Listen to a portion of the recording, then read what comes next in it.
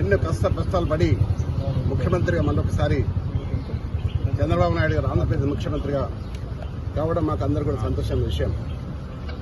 ఆనాడు ఎన్టీ రామారావు పాలన మళ్లీ రావాలని ఈ తెలంగాణలో కూడా మళ్లీ ఎన్టీ రామారావు ఏ విధంగానైతే పేద బడుగు వర్గాల ఆశాజ్యోతిగా నిలిచాడో ఆ విధంగా తేవాలన్న ఉద్దేశంతో ఈరోజు వారికి కలవడం జరిగింది. అంతేకాదు ఈరోజు హైదరాబాద్ నగరం ఇంత సుందర నగరంగా తీర్చిదిద్దామంటే ఆనాడు నన్ను మేయర్గా చేసిన చంద్రబాబు నాయుడు గారు ఆయన ముఖ్యమంత్రిగా ఉన్నప్పుడే హైదరాబాద్, సికింద్రాబాద్, హుస్సేన్ సాగర్తో పాటు ఈరోజు సైబరాబాద్ సిటీ తీసుకొచ్చింది కూడా చంద్రబాబు నాయుడు గారు. దానికి ఎవరు కాదనలేదు, సాక్ష్యం నేనే.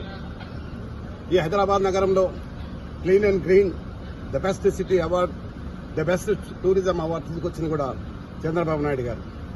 అయితే ఈ మధ్య కాలంలో తెలంగాణ అంశం వచ్చి మరి ఏం జరిగిందో మనం అందరం చూస్తూనే ఉన్నాం.